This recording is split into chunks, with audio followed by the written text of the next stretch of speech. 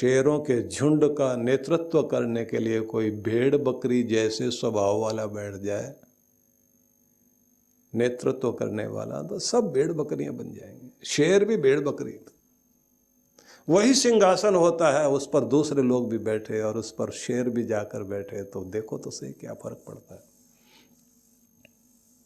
कहते हैं ना कि जंगल में शेर और हाथी दोनों घूम रहे हैं। पहले तो जंगल में शेर एक जगह जाकर बैठा हुआ, इधर हाथी, बंदर आया हाथी के पास आकर के बोला कि तुम्हें पता है कि जंगल का राजा भी कोई है, पता है तुम्हें?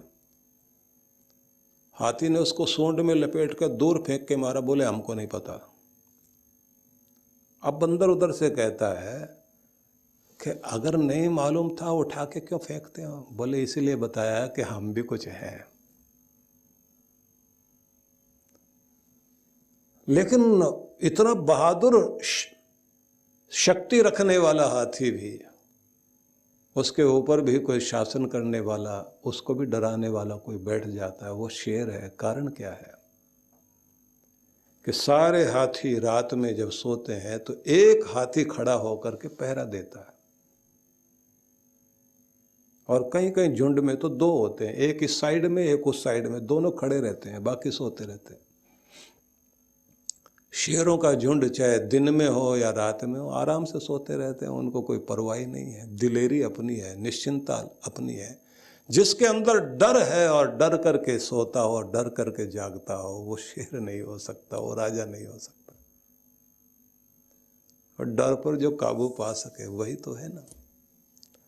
भले ही मुट्ठी भर लोग हैं, तो 18 अक्षौहिणी सेना का ये युद्ध था, जिसमें 11 अक्षौहिणी सेना तो कौरवों के पास थी और 7 अक्षौहिणी सेना पांडवों के पास थी। अब समझ लीजिए कि 7 और 11 का मेल कहाँ है। और बड़े बड़े योद्धा उनके पास में, भीष्म भी है, द्रोण भी है, कर्ण भी है, शल्य भी वहां जाकर बैठ गए, अश्वत्थामा इतना बड़ा योद्धा। इस तरह के योद्धा लेकर के दुर्योधन अपने साथ खड़ा हुआ है।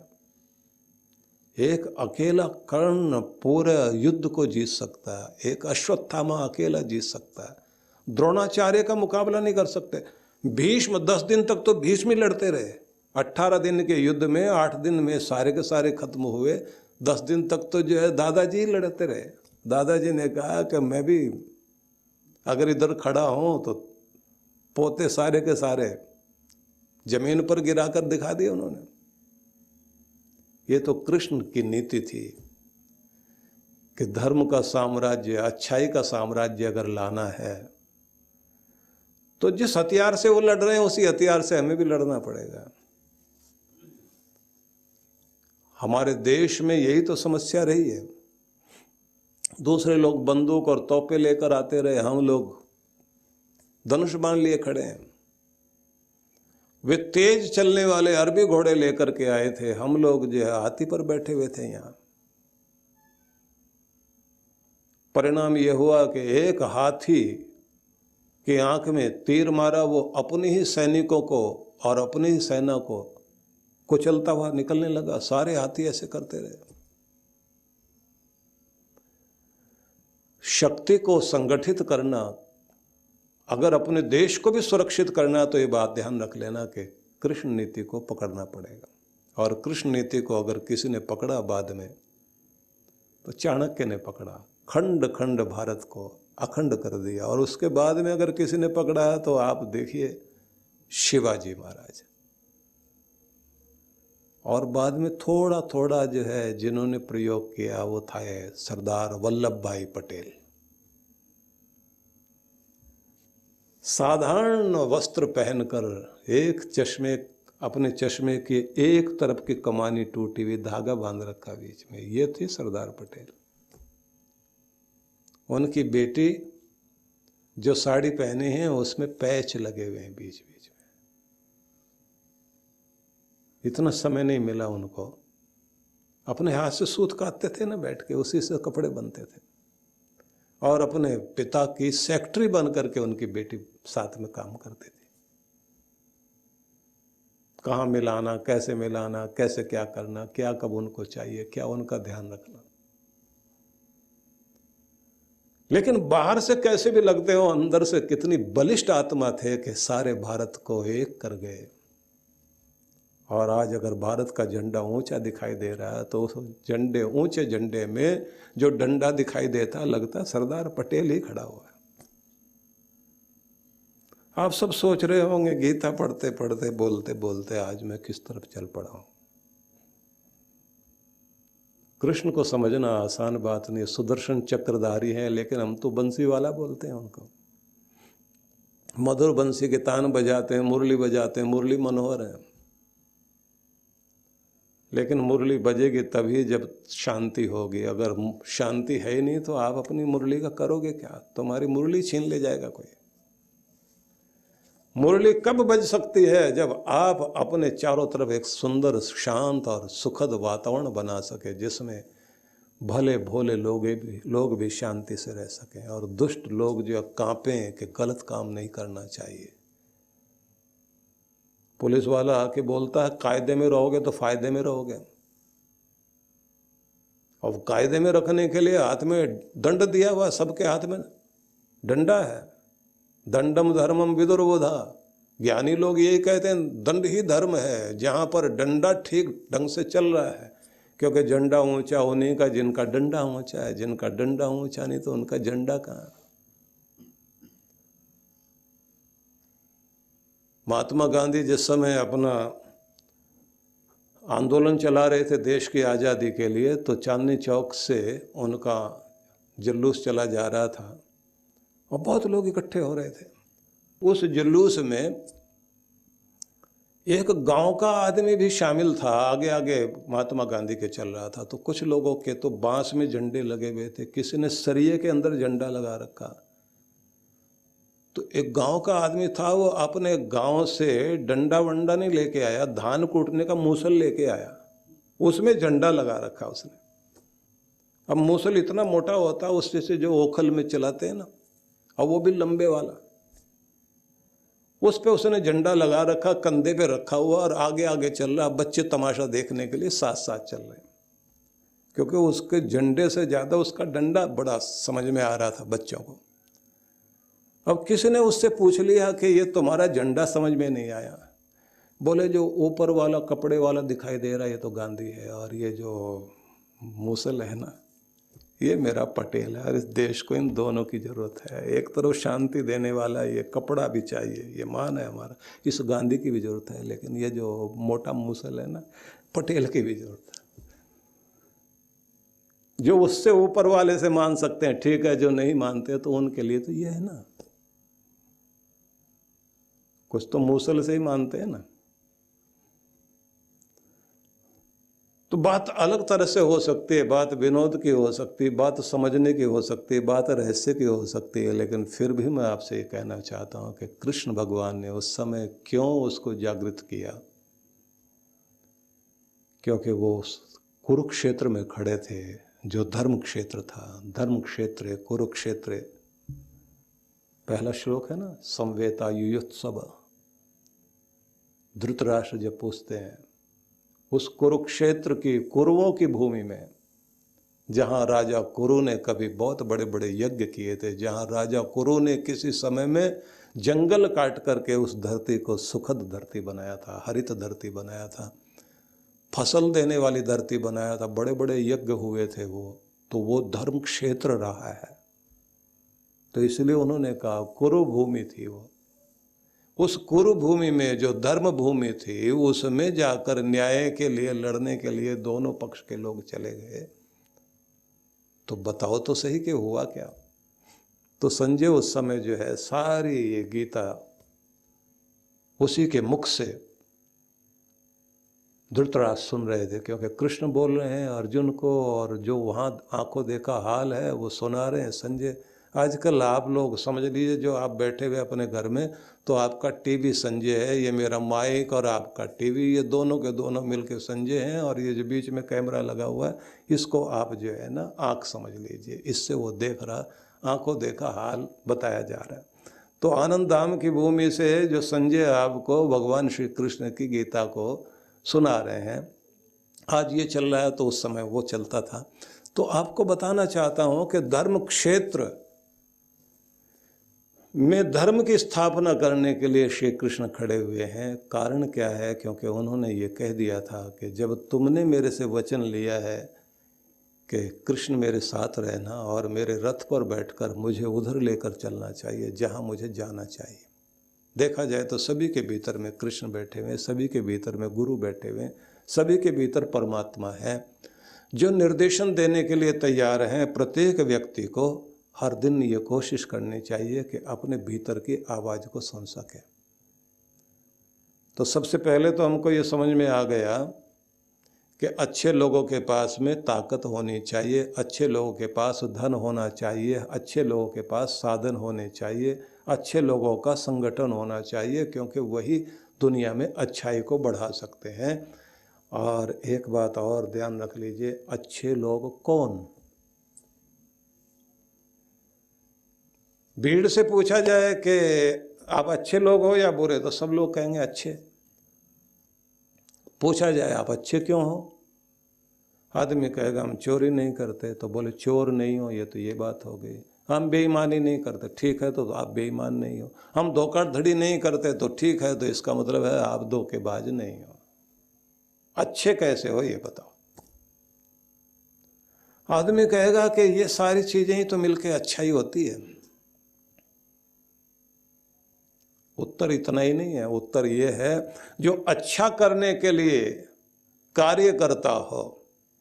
अपने लिए सब आदमी ईमानदार सच्चे बन कर के बैठे हुए हैं, लेकिन जब तक आप अपनी अच्छाई को दुनिया को नहीं देते हो, अच्छाई का फैलाव नहीं करते हो, आप अच्छे हैं तो आपकी अच्छाई का फ़ायदा क्या है कि जिस समय कोरोना काल में बहुत सारे लोग मजदूर बेचारे डेली वेजेज वाले लोग रोज़ कमाते थे, रोज़ खाते थे, वो भूखों मर रहे थे, उस समय उन सबको अगर किसी सेठ ने ये समझ लिया कि यही एक मौका है, गोदाम में अनाज भरा पड़ा है, कमाने का यही मौका है, अच्छे रेट पर बेचा जा सकता है।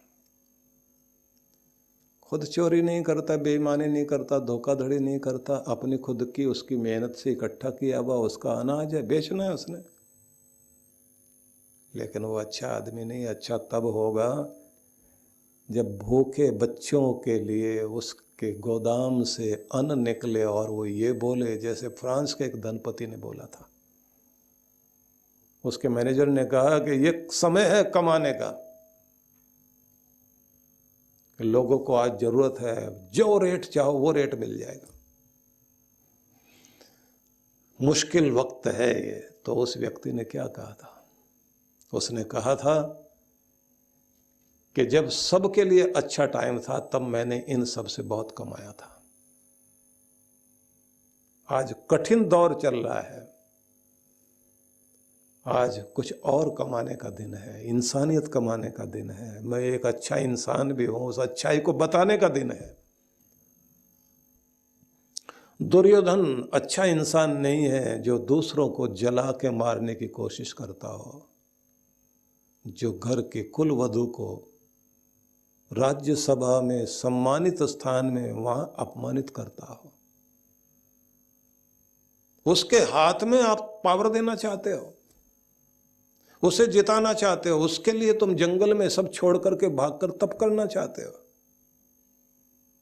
अच्छे लोगों के पास पावर होनी चाहिए। इसलिए कृष्ण ये कहते हैं कि नहीं, तुम्हें युद्ध के लिए तैयार होना पड़ेगा। और किसको मारना चाह रहे, कौन मरता है और कौन मारता है, और तुम हो कौन, तुम्हारी स्थिति क्या है, सब कुछ वर्णन करते हैं उस समय। और उस समय में जो वो बताते हैं वो बहुत अद्भुत चीज़ें बताते हैं। और एक बात ध्यान रख लीजिए, सही विश्वास जमाते हैं कृष्ण, क्योंकि विश्वास आपको मजबूत बनाता और अंधविश्वास आपको बहुत कमज़ोर करता है। अंधविश्वास फैलाने वाले लोग जो भी बैठे हुए हैं वो आपके समाज को बहुत कमज़ोर कर रहे हैं। जो ये कहते हैं बस ये वाला कर लेना, रातों रात तुम्हारा ये हो जाएगा, जो ये कहते हैं कि गोलगप्पे में और इस हरी चटनी में सारी कृपा अटकी हुई है, बस वो कर लेना तुम, उसके बाद देख लेना क्या होगा। मैं ये एक उदाहरण दे दिया आपको। ऐसे बहुत सारे लोग हैं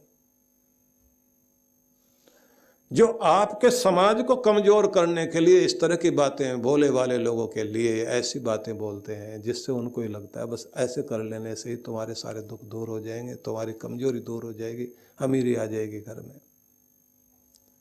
लेकिन वो अपने दुर्भाग्य से लड़ने को तैयार नहीं होते, वो सही कार्य करने को तैयार नहीं होते। थोड़े आज के विचार, मैंने गर्म कॉफी पिला रहा हूं आज मैं आप लोगों को। थोड़ा मसाला ज़्यादा पड़ गया है, मिर्चें ज़्यादा पड़ गई हैं, पर कभी कभी चाहिए ऐसा, क्योंकि हम लोगों को वहीं जहाँ से लाइन शुरू होती है, पगड़ी की पहली लड़ अगर ठीक बांध दी गई तो पगड़ी सारी अच्छी रहेगी, नहीं तो दोबारा खोल के फिर बांधनी पड़ती है भाई। तो शुरुआत ही वहीं से हुई ना कि दुर्योधन और उसके पक्ष के बारे में अर्जुन पहले से भी जानता था। उसके बाद भी दोनों को देखने के बाद, दोनों सेनाओं को देखने के बाद वैरागी हो गया, हम तो जंगल में चले जाएंगे, भीख मांग के खा लेंगे, इस राज्य से हमें क्या लेना देना, और अगर ये हमको मार भी देते तो कोई बात नहीं है, यही जीत जाए। ये भावुकता की बातें करने वाले सज्जन लोग इस दुनिया में बहुत बुरा कुछ करते हैं, दुर्जनों से सताए जाते हैं। सज्जनों को निष्क्रिय नहीं होना चाहिए, सज्जनों को कायर नहीं होना चाहिए, सज्जनों को ऐसी भावुकता की जरूरत नहीं है। सज्जनों को कहाँ माफ करना और कहाँ नहीं माफ करना इसकी समझ होनी चाहिए। तुम्हारी माफी भी बहुत कुछ बुरा कर सकती है। कहते हैं कि राजनीति में और जहाँ कहीं कूटनीति, जहाँ डिप्लोमेसी का स्थान होता है, वहाँ बहुत ध्यान रखने की जरूरत है। तो विश्वास मजबूत बनाता है आपको, लेकिन अंधविश्वास आपको बहुत कमजोर करता है। हम लोग अगर इस अंधविश्वास में बैठे रहे, दहार जो सिंध का राजा था, जहाँ से कुछ लोग इस देश में प्रवेश कर गए और इस देश का ढांचा बिगाड़ गए, तो वहाँ भी पुजारी ने एक बड़ा भयंकर रोल अदा किया था। दुश्मन से मिल गया और उसने ये कह दिया कि यहाँ शगुन अपशगुन को बहुत मानते हैं ये लोग, मैं झंडा जो है नीचे झुका हुआ दिखा दूंगा, मैं वहाँ ये अपशगुन दिखा दूंगा, मैं उनको कहूँगा दिन अच्छा नहीं, आज तो लगता है कि देवता नाराज है। मनोबल तोड़ा।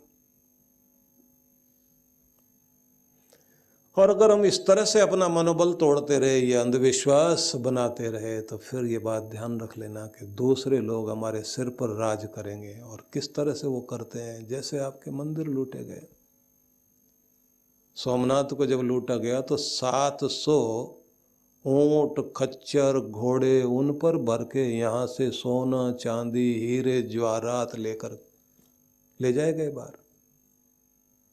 ये जो आज जिनके पास बहुत सारे सोने का ढेर लगा हुआ है और जो अपने देश को ये कहते हैं हमारी आर्थिक स्थिति सबसे ज़्यादा मजबूत है, उनकी खुद की कमाई नहीं है, आपको लूट ले गए। आपके सोने की चिड़िया के पंख ही नहीं, चिड़िया ही उजाड़ गए लोग। तो भाई आत्मरक्षा, स्वयं का सम्मान, अपने टाइम की कद्र करना, खुद का ध्यान रखना, ये जानना कि हम कौन हैं, किसकी संतान है।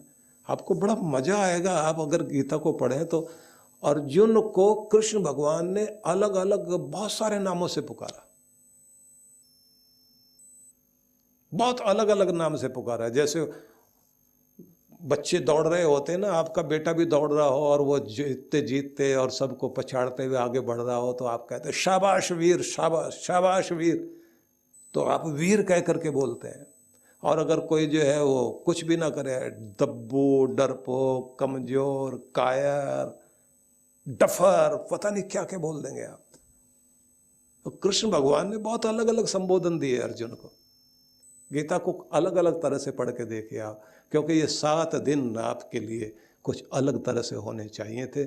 इसलिए मैंने आपके सामने गीता को और उसके संदर्भों को प्रस्तुत करने की कोशिश की, कल फिर एक नए अंदाज में हम लोग इस पर विचार करेंगे।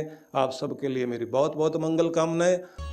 देखिए विश्व विख्यात संत परम पूज्य श्री सुधांशु जी महाराज के पावन सानिध्य में गुरु पूर्णिमा महोत्सव कार्यक्रम रूपरेखा शुक्रवार दिनांक 24 जून 2022 समय प्रातः 9:30 से दोपहर 12:30 तक। सत्संग गुरु दर्शन, गुरु पाठ्य पूजन सायं 5 से 7:30 तक सत्संग। कथा स्थल गणेश कला क्रीडा रंगमंच, नेहरू स्टेडियम के निकट, स्वारगेट बस स्टैंड, पुणे, महाराष्ट्र। आयोजक विश्व जागृति मिशन, पुणे मंडल। संपर्क सूत्र। देखिए गुरु पूर्णिमा महोत्सव के उपलक्ष्य में विश्व विख्यात संत परम पूज्य श्री सुधांशु जी महाराज के पावन सानिध्य में भक्ति सत्संग कार्यक्रम रूपरेखा शनिवार दिनांक 25 जून 2022 समय सायं 4:30 से 6:30 तक। रविवार दिनांक 26 जून 2022 समय प्रातः 10 बजे से। कथा स्थल वरदान लोक आश्रम, काजूपाड़ा, घोड़बंदर रोड, ठाणे, मुंबई। आयोजक विश्व जागृति मिशन, वरदान लोक आश्रम, मुंबई। संपर्क सूत्र